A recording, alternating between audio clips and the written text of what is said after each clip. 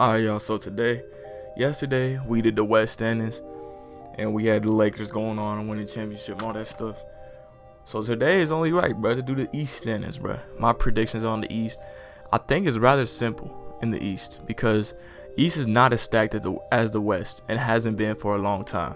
So like, getting these teams seeded is like, okay, who got the most talent? That's really all you gotta take into account. But so let's get right into it. So for the first seed, I have the Bucks. Second seed, I have the Nets. Third seed, I have the Heat. Fourth seed, I have the Celtics. 5 seed, I have the Sixers. 6 seed, I have the Raptors. 7 seed, I have the Pacers. And 8 seed, I have the Wizards. So you might be like, bro, you have the Hawks missing the playoffs. They just got Danilo Gallinari, Chris Dunn, Rajon Rondo, all those pieces. And those are good pieces, believe me. But those aren't good enough pieces for you to make the playoffs in the East, in my opinion at least. The Pacers are better. They have more good players than the Hawks have good players. Even though that sounds fucking stupid as shit and simple. But look, they still have horrible defense. Chris Dunn is not a great rotation player just because he cannot stretch the floor. He has no offense. So a night-to-night basis, he might be getting like 15 minutes a game. So that whole lot of perimeter defense you get from Chris Dunn is only going to be played that much a game. And you can't really leave him out there for so long until shit gets bad. Rajon Rondo, he's an overrated defender.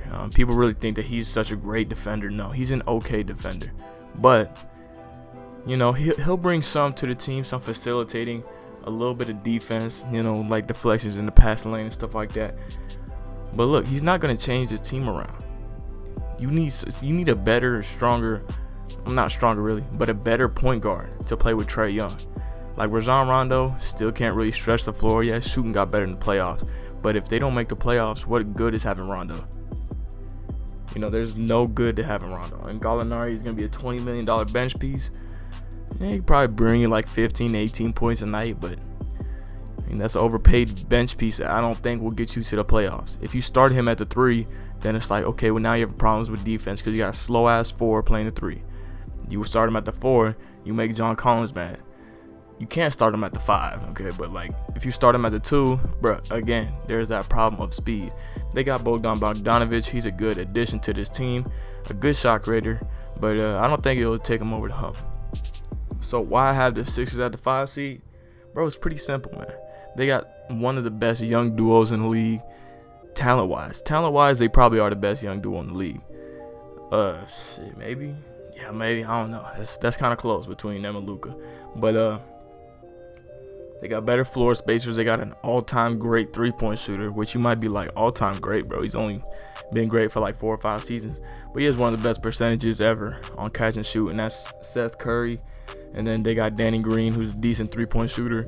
Pretty streaky, but, you know, he's a really good perimeter defender, too. They also got Dwight Howard with some energy off the bench. They just got rid of those holes that they had that were just problems, you know. Since they got rid of Al Horford, they gained some more speed by moving Tobias to the 4. At least they should move Tobias to the 4. If they keep Tobias at the 3 and start Dwight at the 4, bro, they will be the freaking 15th seed.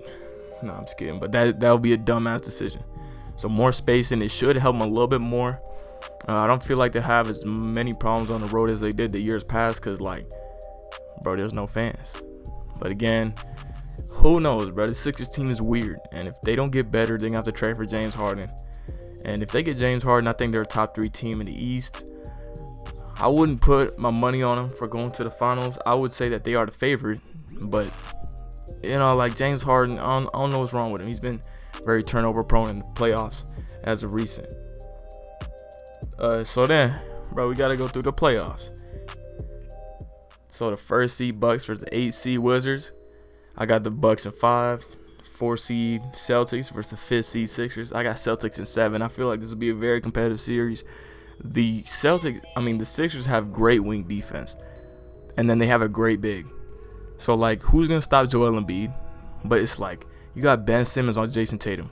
It's a great matchup. That's a great defensive matchup. You can clamp him up. Probably not completely stop him because he's still a very good player. But like, then you got Danny Green on. Jaylen Brown. Yeah, Danny Green's really hated on because he was just missing a whole lot of shots for the Lakers, but he's still a really good defender, bro. He has a lot of height, a lot of length. So I see Celtics in 7. The 3rd seed Heat versus the 6th seed Raptors. I see the Heat in 6. Raptors have just downgraded as a team. That's why they went from the 2nd seed to the 6th seed. They lost Serge Ibaka. They're still paying Kyle Lowry big money. I feel like he's going to regress a little bit because he's like 34 now, I'm pretty sure. And not everybody's built like LeBron, so you can't just have crazy longevity like him. And yeah, Aaron Baines was a good fit in the missing of Serge Ibaka, but not as good as a three-point shooter, not as good as a defender. He's just a downgrade. And then Fred VanVleet, they did kind of overpay for him. I don't know what their thing is in the future. They can be a really good playoff team for a whole lot of years. But do they really want to do that or hit the reset button? I don't know. And then the 2 seed Nets versus the 7 seed Pacers. I see the Nets in 6. Pacers are a really good team. They still have that Oladipo problem. Who knows if he gets traded during the season? But just Nets are more talented. So then in the second round, it'll be the 1st seed Bucks versus the 4th seed Boston. And I see Bucks in 6. Who's going to stop Giannis? And they also have very good perimeter defense. Middleton's a good perimeter defender. Drew Holiday's a good perimeter defender. They can slow down those wings that really get it happening for the Celtics.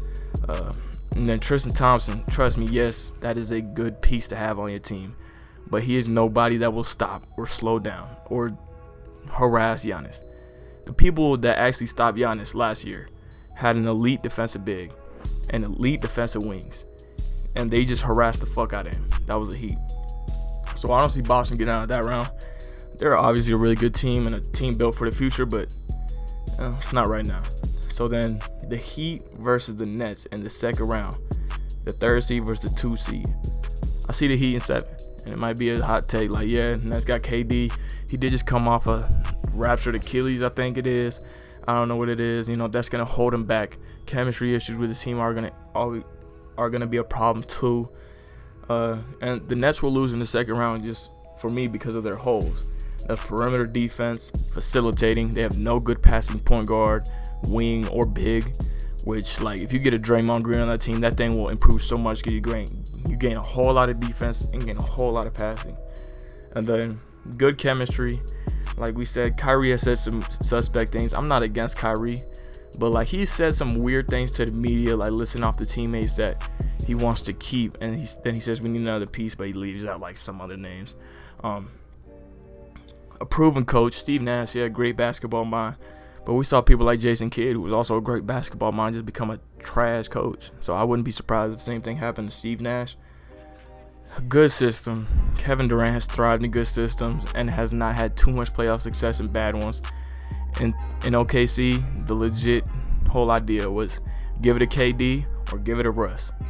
And didn't get him that far. A team with a superior system, but with less talent, aka the Warriors, beat them and came back from a 3-1 lead. So I don't see them coming back from that.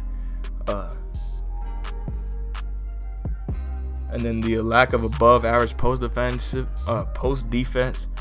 Bam is gonna really rip that team apart. And KD, you can put KD on Bam. KD's a really good defender, especially from the strides that he's taken as a defender. But he's not stopping Bam. DeAndre Jordan is not. Jared Allen's a really good shot blocker, but he's not too good of a post defender and not too good of a pick and roll defender. He does normally like stay low on the pick and rolls. That's like a Jokic thing to do. If you drop in 25, 11, and 7 in the playoffs, you can stay back on pick and rolls. But he's not Jokic. So, and then, the bigs are just not good enough to keep up with Bam. DeAndre Jordan is gonna regress. He's getting a whole lot older. I don't know like what they do with DeAndre Jordan because obviously he's a very good chemistry piece, but I will play Jared Allen a lot more minutes than DeAndre Jordan if I was a coach. And then so the Eastern Conference Finals will be Milwaukee and the Heat. I see the Heat in 7. I don't know if they'll completely dominate them like they did last year. They did gain Drew Holiday, which is people act like it's a huge upgrade over Eric Bledsoe. It's really not. It's a good upgrade over Eric Bledsoe. They have about the same defense, and just Drew Holiday's a much better shot creator. But like that upgrade is not enough to put you over the hump.